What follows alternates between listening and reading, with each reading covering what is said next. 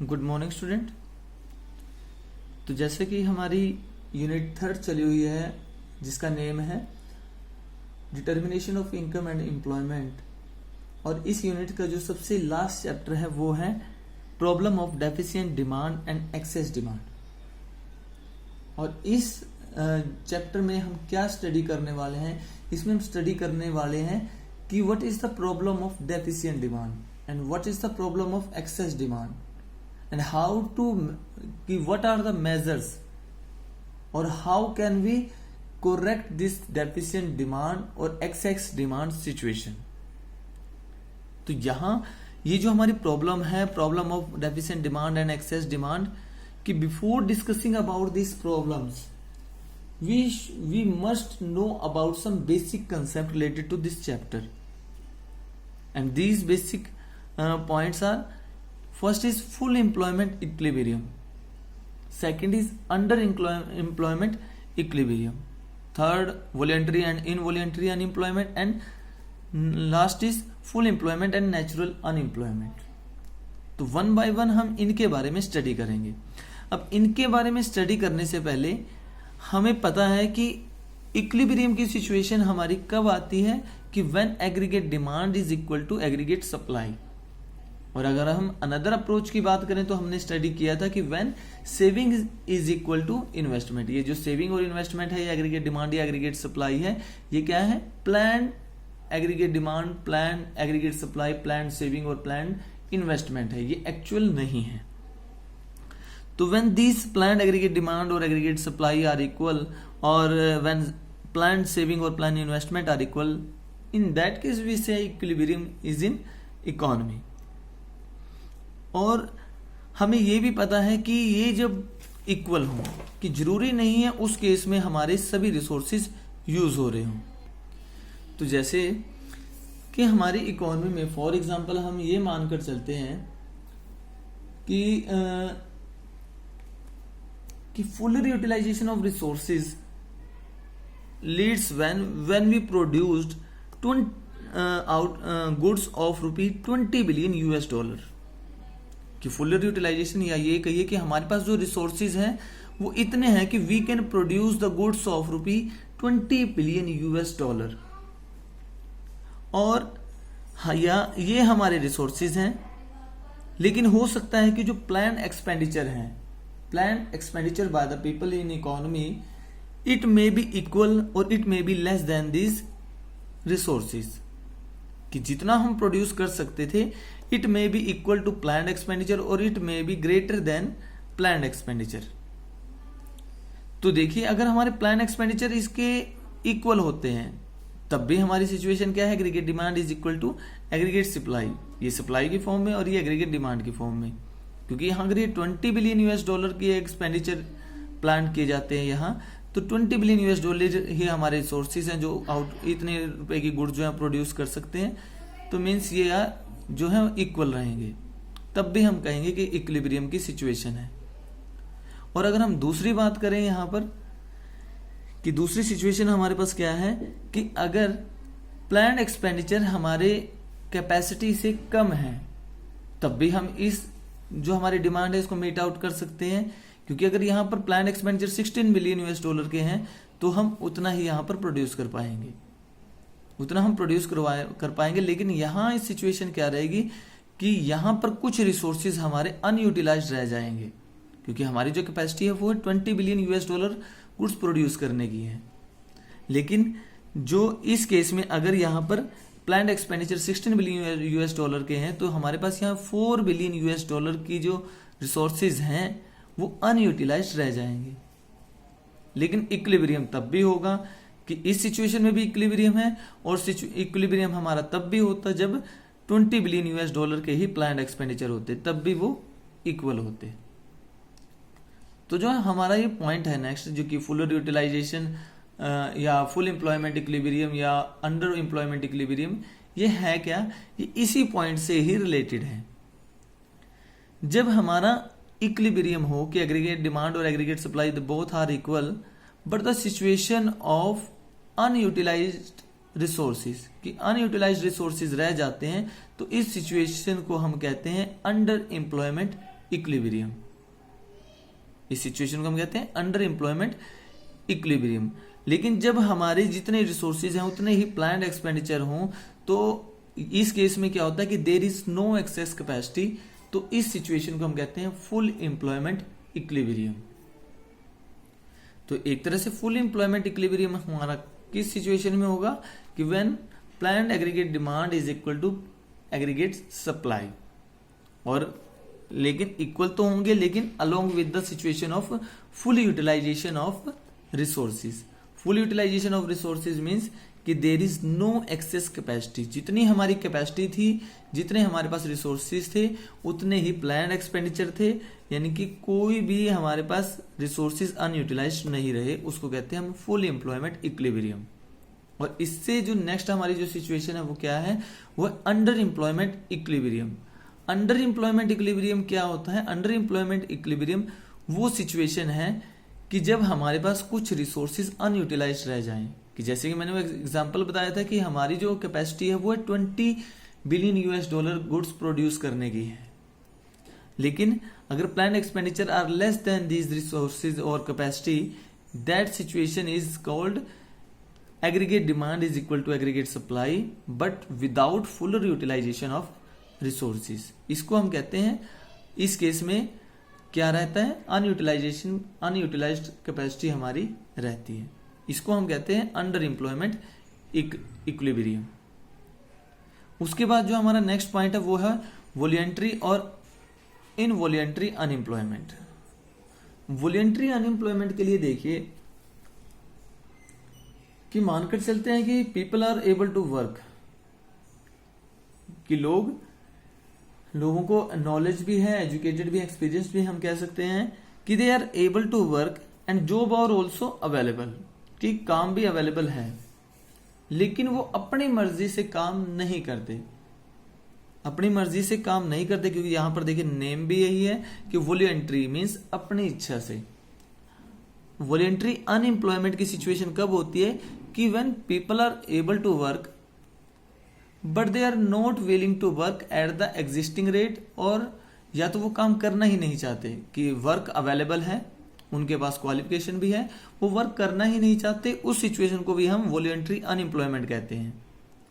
या ऐसा हो कि वो वर्क, उनको नॉलेज भी है, वर्क भी अवेलेबल है, लेकिन वो इस वजह से वर्क नहीं कर रहे या जो एग्जिस्टिंग वेजेस रेट है वो उस पर वर्क नहीं करना चाहते, तो उस सिचुएशन को कहते हैं वॉलंटरी अनएम्प्लॉयमेंट, मीन्स अपनी इच्छा से वर्क ना करना। लेकिन यहां ये ध्यान रखना है कि अपनी इच्छा से वर्क ना करते टाइम हमें ये भी देखना कि that person are able to work और नॉट। यहां पर हम उसी सिचुएशन की बात कर रहे हैं कि उस पर्सन के पास उस वर्क से रिलेटेड क्वालिटीज भी थी, क्वालिफिकेशन भी थी, एक्सपीरियंस भी था, और उस पर्सन के पास वर्क भी अवेलेबल था, लेकिन उसने अपनी मर्जी से वो वर्क नहीं किया। उस सिचुएशन को हम कहते हैं वॉलंटरी अनएम्प्लॉयमेंट।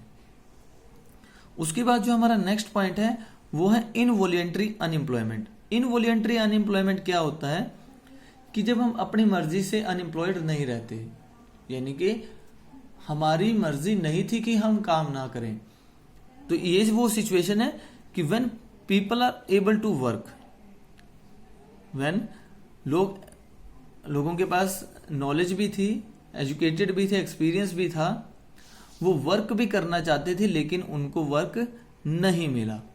कि when people are able to work and willing to work at the existing rate but they are not getting work, कि उनको वर्क नहीं मिला जबकि वो वर्क करना चाहते। एक तो वो कि उनको वर्क मिल रहा था लेकिन उन्होंने वर्क नहीं किया, उसको तो कहते हैं वॉलंटरी अनएम्प्लॉयमेंट। और एक वो कि वर्क भी करना चाहते थे, उनके पास क्वालिफिकेशन भी थी लेकिन उनको वर्क नहीं मिला, या एग्जिस्टिंग वेजेस रेट पे वो वर्क करना चाहते थे लेकिन उनको वर्क नहीं मिला, तो इस सिचुएशन को हम कहते हैं involuntary unemployment.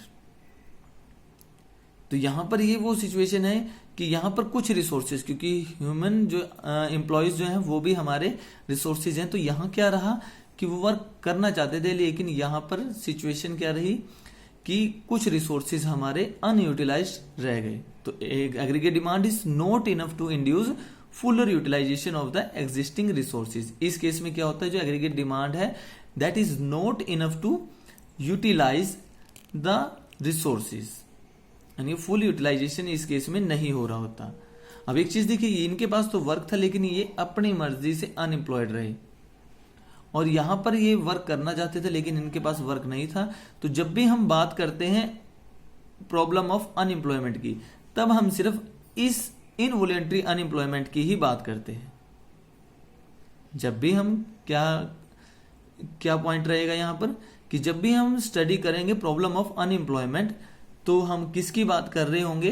Problem of involuntary unemployment की बात कर रहे होंगे। और जब इस तरह के लोगों को सभी को वर्क मिल जाए कि जो person they are willing to work at the existing rate and they are also able to work, अगर इन सभी को वर्क मिल जाए तो उस सिचुएशन को हम फुल एम्प्लॉयमेंट कहते हैं। चाहे उस सिचुएशन में इस तरह की अनएम्प्लॉयमेंट रहती रहे, क्योंकि वो तो अपनी मर्जी से अनएम्प्लॉयड रहे हैं, लेकिन अगर जो लोग वर्क करना चाहते थे एग्जिस्टिंग रेट पे, उन सभी को वर्क मिल जाए तो इस सिचुएशन को हम फुल एम्प्लॉयमेंट कहते हैं। तो फुल एम्प्लॉयमेंट क्या रहेगा? फुल एम्प्लॉयमेंट तब रहेगा when the people who are able to work and willing to work at the existing rate they get work. The people who are able to work and willing to work at the existing rate they get work। तो यहां जब जो work करना चाहते हैं अगर सबको work मिल रहा है तो इसका मतलब क्या है कि वहां पर कोई भी एक्सेस यानी कि डिमांड भी लेबर की ज्यादा नहीं है और ना ही सप्लाई ज्यादा है, क्योंकि जितने भी वर्कर थे सभी को वर्क मिल रहा है। तो means demand of labour is equal to supply of labour, यानी कि एक तरह से इक्विलिब्रियम की सिचुएशन रहेगी। डिमांड और सप्लाई जो है लेबर से रिलेटेड वो दोनों ही क्या रहेंगे? इक्वल रहेंगे। अब यहां जैसे हमने कहा कि सभी को वर्क मिल रहा है, तो इसका मतलब ये नहीं है कि अनएम्प्लॉयमेंट है ही नहीं, कि full employment doesn't mean a situation of zero unemployment. कि जैसे हमने यहां कहा कि इनवॉलंटरी अनएम्प्लॉयमेंट के केस में कि अगर उस केस की जितने भी पर्सन है कि जो person if they are able to work and willing to work at the existing rate, अगर उन सभी को वर्क मिल जाए तो हमने कहा कि फुल एम्प्लॉयमेंट है। लेकिन फुल एम्प्लॉयमेंट का मीनिंग ये नहीं है कि जीरो अनएम्प्लॉयमेंट है, कि there are always some degree of unemployment in the economy, कि there are always some degree of unemployment in the economy, जिसको हम नेचुरल अनएम्प्लॉयमेंट कहते हैं। जो हमारा ये अब ये नेक्स्ट पॉइंट है वो नेचुरल अनएम्प्लॉयमेंट का है। ये क्यों होता है, किस रीजंस की वजह से होता है, वो हम इस पॉइंट में स्टडी करेंगे। तो क्या होता है कि हमारी इकोनॉमी में हमें पता है कि हमारे कुछ पैरामीटर्स हैं इकोनॉमी में, जो डिमांड और सप्लाई है, ये कभी भी फिक्स नहीं रहती। हमें पता है कि there are always some changes in this parameter which is demand and supply. और जब जब हम इन पैरामीटर्स को की एडजस्टमेंट कर रहे होते हैं कि in that case there are some employees which remain unemployed in this situation, कि at the time of adjustment of these parameters which is demand and supply in the economy there are some employees which remain unemployed, और वो जो unemployed रहते हैं उस थोड़ी सी adjustment करते उस टाइम जो अनएम्प्लॉयड रहते हैं उस सिचुएशन को हम नेचुरल अनएम्प्लॉयमेंट कहते हैं। दोबारा रिपीट कर रहा हूं कि हमारी इकोनॉमी में कि जो हमारे पैरामीटर हैं डिमांड एंड सप्लाई, इनमें कुछ ना कुछ चेंजेस होते रहते हैं, कि owing to constantly changes in the supply and demand parameter in the economy, क्या होता है यहाँ? There are always some unemployment या सम डिग्री ऑफ अनएम्प्लॉयमेंट। इस ही अनएम्प्लॉयमेंट को हम जीरो अनएम्प्लॉयमेंट कहते हैं। और ये जो चेंजेस हैं ये दो तरह के होते हैं, एक है फ्रिक्शनल अनएम्प्लॉयमेंट और एक है स्ट्रक्चरल अनएम्प्लॉयमेंट। फ्रिक्शनल अनएम्प्लॉयमेंट क्या होती है कि that frictional unemployment is associated with people who are in the process of moving one job to another job. कि ये किससे रिलेटेड है फ्रिक्शनल अनएम्प्लॉयमेंट? ये उस सिचुएशन से रिलेटेड है। अब जैसे देखिए कि कई बार सीजनल अनएम्प्लॉयमेंट रहती है कि किसी जगह पर वर्क जो है वो कंप्लीट हो गया कि उसके बाद वहां पर वर्क नहीं है। उस केस में क्या होता है कि हमें एक जगह से दूसरी जगह पर मूव करना पड़ता है। जैसे कंस्ट्रक्शन वर्क है कंस्ट्रक्शन वर्क है, जो वर्कर कंस्ट्रक्शन वर्क में इन्वॉल्व होते हैं, एक जगह का वर्क कंप्लीट होने के बाद they have to move to another place for job या टू अनदर जॉब। तो इस टाइम के बीच में जब वो अनएम्प्लॉयड रहते हैं, उस सिचुएशन को हम कहते हैं फ्रिक्शनल अनएम्प्लॉयमेंट। या कई बार हम और भी काफी रीजन होते हैं कि dissatisfaction of the previous job या सीजनल अनएम्प्लॉयमेंट, टर्मिनेशन भी पॉइंट हो सकता है कि स्ट्राइक्स वगैरह केस में जब टर्मिनेशन हो जाता है तो टर्मिनेट कर दिया जाता है, तो वो भी यहाँ पर एक फ्रिक्शनल अनएम्प्लॉयमेंट का एक एग्जाम्पल रहता है। तो ये यानी कि हमें ये ध्यान रखना है यहाँ पर कि फ्रिक्शनल अनएम्प्लॉयमेंट में क्या होता है कि the people are moving from one job to another. उसके बाद जो हमारा जो नेक्स्ट रहेगा कि नेचुरल अनएम्प्लॉयमेंट का नेक्स्ट जो पॉइंट है वो है structural unemployment. Structural unemployment resulted long term decline in the economy, और ये डिमांड और सप्लाई में होने वाले चेंज की वजह से नहीं हो रहा होता, कि that is not due to change in demand and supply factor. ये किस वजह से होते हैं? Change in technology. इनका रीजन क्या हो सकता है? इनका रीजन हो सकता है चेंज इन टेक्नोलॉजी, की टेक्नोलॉजी की वजह से लॉन्ग टर्म डिक्लाइन आए अगर किसी इंडस्ट्रीज में, इकोनॉमी में, तो उस सिचुएशन को हम कहते हैं यहां पर स्ट्रक्चरल अनएम्प्लॉयमेंट। और क्या रीजन हो सकता है? Long term decline may be the reason of may be resulted from due to change in या ड्यू टू कंपटीशन, कि कंपटीशन की वजह से भी लॉन्ग टर्म डिक्लाइन की सिचुएशन अराइज हो सकती है। और गवर्नमेंट पॉलिसीज, इसके अलावा भी बहुत से रीजन है that is resulted in the long term decline in the economy. या हम यहां पर ये कह सकते हैं कि structural unemployment resulted because of those forces other than business cycle, कि बिजनेस साइकिल से अलग जितनी भी हमारे फोर्सेस हैं उनकी वजह से क्या हो, अगर उनकी वजह से लॉन्ग टर्म डिक्लाइन हो रहा है तो उन सिचुएशन को हम स्ट्रक्चरल अनएम्प्लॉयमेंट कहते हैं।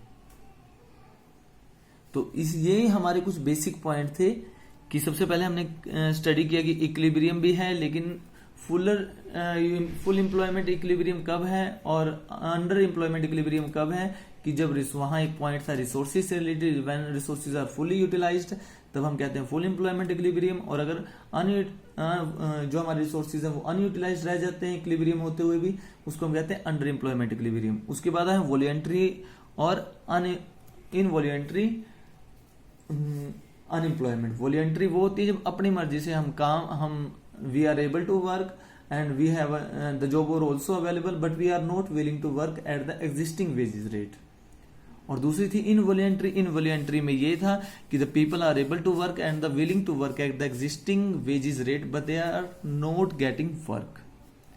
उसके बाद हमारे पास सिचुएशन आई कि फुलर एम्प्लॉयमेंट। फुलर एम्प्लॉयमेंट तब होता है कि when the involuntary unemployed person getting work, if they all are getting work, that is the situation of full employment. But the full employment doesn't mean the zero unemployment, कि there are always some degree of unemployment in the economy, that is called natural unemployment. And there are two types of natural unemployment. One is frictional unemployment and the second is structural unemployment. Frictional unemployment associated with the people which are in the process of moving one job to another, or the reason behind this, it may be a seasonal unemployment, it may be a termination or dissatisfaction from the previous job. Or for example in the construction work we see that the worker are moving from one job to another after the completion of previous work. And the second is structural unemployment. The structural unemployment resulted to the long term decline in the economy, and that is the reason behind this may be a change in technology, change in government policies or due to a competition. और हम कह सकते हैं कि we include in this those forces except from or other than business cycle. तो ये हमारे point है। इसके बाद हम स्टडी करेंगे कि what is the problem of excess demand, what is the problem of deficient demand and how can we correct these situations.